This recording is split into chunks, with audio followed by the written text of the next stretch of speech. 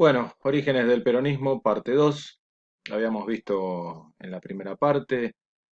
El surgimiento de la figura política de este coronel a partir del golpe de 1943, un Juan Domingo Perón que se hace cargo de la Secretaría inicialmente del Departamento del Trabajo y desde ahí realiza un acercamiento hacia el sector obrero. Va ganando adhesiones dentro del mundo del trabajo, va ganando el apoyo del sector obrero, de los gremios, a partir de conseguir mejoras salariales, aguinaldo, el estatuto del peón de campo, entre paréntesis, el estatuto del peón de campo le va a dar a Perón sus primeros enemigos, que es la oligarquía terrateniente tradicional, que no va a aceptar que sus peones, que hasta este momento eran casi esclavos, ¿sí? Trabajaban en situación de cuasi esclavitud, ahora tengan derechos y ahora tengan un estatuto que se tiene que cumplir, un estatuto escrito, una ley escrita.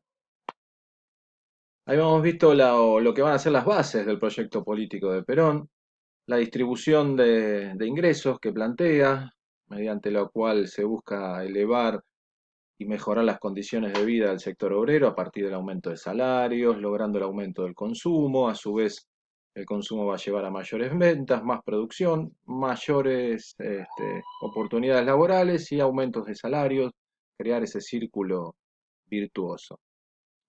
Trabajamos también el concepto de justicia social, el concepto de Estado intervencionista, un Estado que, según Perón, debe intervenir en la economía. Esto viene del keynesianismo de la década del 30. El Estado como árbitro que debe resolver conflictos entre el sector obrero y el sector patronal. Un concepto que nos quedó colgado, que no expliqué en el video 1 por falta de tiempo, es el de comunidad organizada.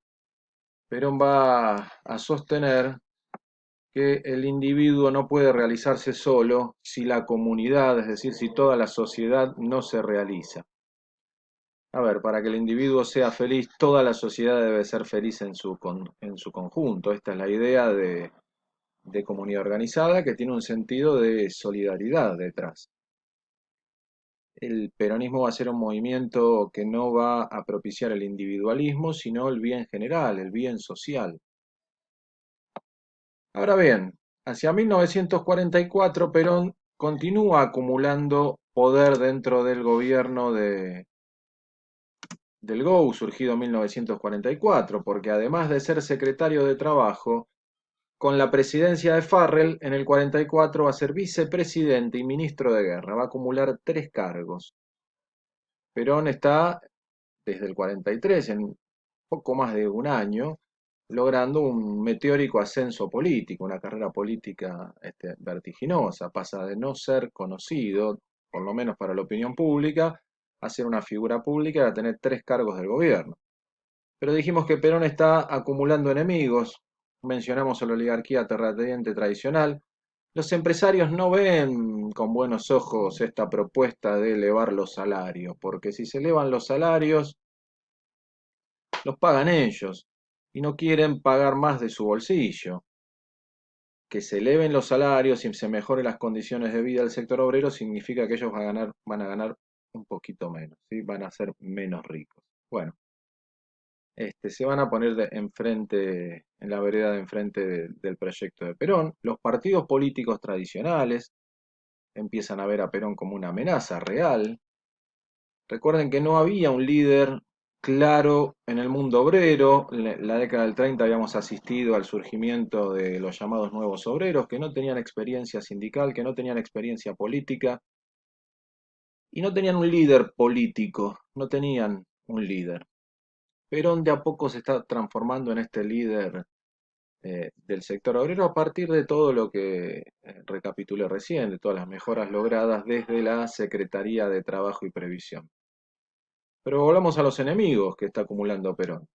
Oligarquía, empresarios que no quieren pagar los aumentos de salarios, la clase política tradicional y dentro del propio ejército del cual Perón es parte, surgen sectores que empiezan a ver de reojo este meteórico ascenso y este meteórico crecimiento político de Perón. Estamos hablando especialmente de la Marina y la Aeronáutica. Son los dos sectores que se van a poner en contra de Perón.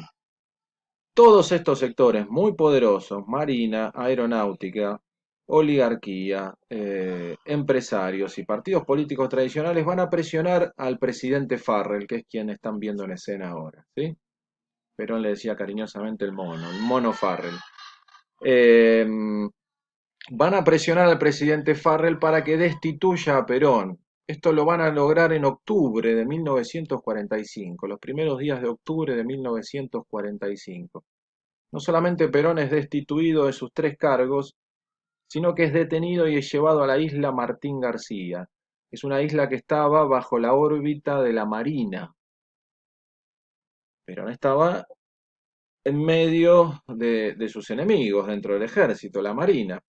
Bueno, el propio Perón va a comentar años después que pensó que este era el final de su carrera política, pero va a ocurrir algo sin precedentes en la historia argentina y algo que va a marcar verdaderamente el origen del peronismo como movimiento y el origen de Perón como una figura política, que es la jornada del 17 de octubre de 1945, un hecho insólito en la historia argentina. Nunca había ocurrido una manifestación de tamaña magnitud hacia la Plaza de Mayo. Nunca se había movilizado tanta gente hacia la Plaza de Mayo, en este caso para pedir la libertad de Perón. Hay una huelga decretada por la CGT que se iba a realizar el día 18, pero los obreros de forma, en muchos casos, espontánea, sin mucha organización. Estamos en tiempos que no había redes sociales, no había celular, no había WhatsApp.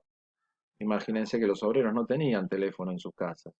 Se iban enterando a medida que llegaban a las fábricas que los sindicatos estaban convocando a manifestarse en Plaza de Mayo, un día antes inclusive de la huelga decretada por la CGT en contra de la detención de Perón. Claramente quieren la liberación de Perón, porque el sector obrero teme que con Perón prisionero se terminen estos derechos que fueron adquiriendo a partir de 1943. Tenían miedo que se termine la buena que están viviendo desde 1943. Entonces se produce una enorme, una masiva y una popular manifestación hacia la Plaza de Mayo.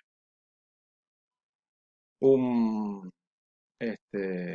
reconocido personaje y escritor eh, y pensador como Scalabrini Ortiz va a decir que era el subsuelo de la patria sublevado, ¿sí? El subsuelo de la patria sublevado, los sin nombre que por fin se sentían identificados, que por fin se sentían reivindicados, que por fin se sentían dignificados. Y van a Plaza de Mayo a pedir la libertad de su líder político, el general Perón. Ese día fue el subsuelo de la patria sublevado. La famosa frase de Scalabrini Ortiz que va a quedar en el tiempo. Esta que ven ahí es una foto emblemática. Es una foto que pasa a la historia con una suerte de título que es las patas en la fuente. Esa es la fuente de Plaza de Mayo, que aún existe, frente a la Casa Rosada. Y los habitantes de la capital federal vieron asombrados y horrorizados cómo los obreros que venían caminando muchos kilómetros, porque fueron la mayoría fue a pie, algunos en camión, otros en tranvía, otros en colectivo, pero muchos a pie de la zona sur de Berazategui, de Avellaneda, de Quilmes. Muchos cruzaron el riachuelo a nado o en botes porque se habían levantado los puentes para impedir que la multitud llegue a Plaza de Mayo. Bueno, muchos de esos obreros descansaron y aliviaron sus pies hinchados por la caminata en la Plaza de Mayo. Como ven ahí, la famosa foto de las patas en la fuente. Se dice que hubo medio millón de personas, se dice que hubo un millón, se dice los antiperonistas van a decir que hubo 50.000. Bueno, supongamos que hubieron 200.000 personas, ¿sí? Supongamos que fueron 200.000 personas, ya es mucho para la época. Repito, una manifestación inédita en la historia argentina. Nunca los trabajadores se habían movilizado así de forma masiva a favor de quien se está transformando en este caso su líder político. ¿Qué hace Farrell?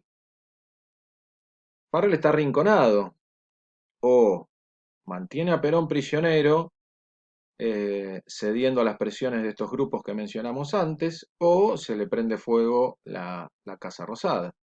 Va a tener que elegir. Rápidamente Farrell se da cuenta que no tiene otra opción que convocar a Perón a Plaza de Mayo. Lo manda a buscar, Perón ya estaba en ese momento en el hospital militar que queda en Palermo. Lo convoca a Plaza de Mayo, ya llegada, perdón, a la Casa Rosada, ya llegada entrada la medianoche, y Perón se da cuenta que ese es su momento. Farrell le ofrece restituirlo en todos sus cargos. Perón se niega y a cambio le pide que se convoquen a elecciones. Y él quiere ser el candidato del gobierno. Pide que el gobierno le dé su apoyo, le dé apoyo a su candidatura. Perón quiere ser candidato a presidente. Entonces va a exigir convocatoria a elecciones y ser el candidato a presidente del oficialismo, ser el candidato a presidente del gobierno. Farrell le dice, muy bien, bueno, bárbaro. Muy bien, le dice Perón, palabra de soldado, palabra de soldado. Se dan la mano, Perón se da media vuelta encarando para la salida. Farrell le dice, no, no, no, no, venga, escúcheme. A esta gente hay que mandarla a su casa, salga y dígales que se vayan. Perón va a contar muchos años después que no sabía mucho, no tenía preparado un discurso y mientras improvisa un discurso le hace cantar a la gente que estaba en la Plaza de Mayo el himno nacional. Después da un discurso significativo frente a los obreros donde muestra su gratitud y su agradecimiento por esa manifestación.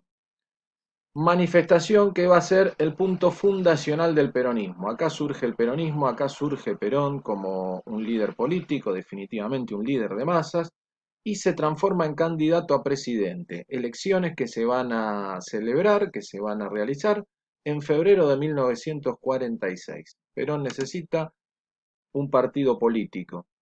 El 17 de octubre va a quedar para la posteridad como el Día de la Lealtad Peronista. Va a ser festejado, es una fecha emblemática del peronismo, de lo que se llama la liturgia peronista. Nace el peronismo entonces, este 17 de octubre de 1945. Perón necesita un partido político, no tenía, no existía el partido peronista. El partido político que va a respaldar a Perón es un pequeño partido prácticamente inexistente, pero que estaba registrado como tal, que era el Partido Laborista. Y quienes van a sostener la candidatura de Perón a presidente y de Hortensio Quijano a vicepresidente va a ser básicamente el sindicalismo en estas elecciones de 1946, los gremios y el sector obrero. Y se van a sumar algunos ex radicales irigoyenistas que van a ver en Perón una suerte de continuidad del proyecto nacional y popular que según su visión había encarnado Irigoyen allá por la década del 10 y la década del 20. Y antes que se me termine el tiempo del video, que tiene un tope de 15 minutos, ¿quiénes van a estar enfrente? Enfrente va a estar la Unión Democrática. Acá ven el símbolo, el gorro frigio, la bandera argentina, lo que va a ser la Unión Democrática. Los candidatos de la Unión Democrática van a ser José P. Tamborini y Mosca, no recuerdo el nombre de pila de Mosca. Tamborini y Mosca. Tamborini presidente, Mosca vicepresidente. Y como ven en ese afiche, el principal argumento de la oposición a Perón es identificar a Perón y al Partido Laborista y al naciente peronismo con el nazismo. Van a acusar a Perón de nazi-fascista. ¿Sí? Tengan en cuenta el contexto internacional, 1946. Se están terminando, no, acaba de finalizar la Segunda Guerra Mundial. Y Perón va a ser tildado rápidamente de nazi por su supuesta demagogia y acercamiento hacia ciertos sectores de la sociedad. En fin, la oposición que va a estar representada en la Unión Democrática lo va a acusar de nazi. ¿Quiénes van a estar en la Unión Democrática? El Partido Radical, el Partido Socialista, el Partido Comunista y los conservadores. Es decir, todo el arco político se une en contra de la candidatura de Perón. Perón parece no tener muchas chances de sumarse a la presidencia. Más aún, si le agregamos que la Embajada de Estados Unidos, a través de ese señor que ven a la derecha, Spruill Braden o Braden, va a apoyar decididamente la candidatura de Tamborini y Mosca, porque ven en Perón una amenaza para la posición de Estados Unidos en Sudamérica y en nuestro país. Decididamente Braden, que era un lobista norteamericano, típico lobista, un señor de Texas, embajador en la Argentina, es nombrado y su misión es impedir el triunfo electoral de Perón. Y Perón, muy ingeniosamente, se le va a ocurrir un eslogan de campaña, que es Braden o Perón. La Argentina tiene que elegir entre Braden, Estados Unidos, o Perón, la Argentina. Nos vemos.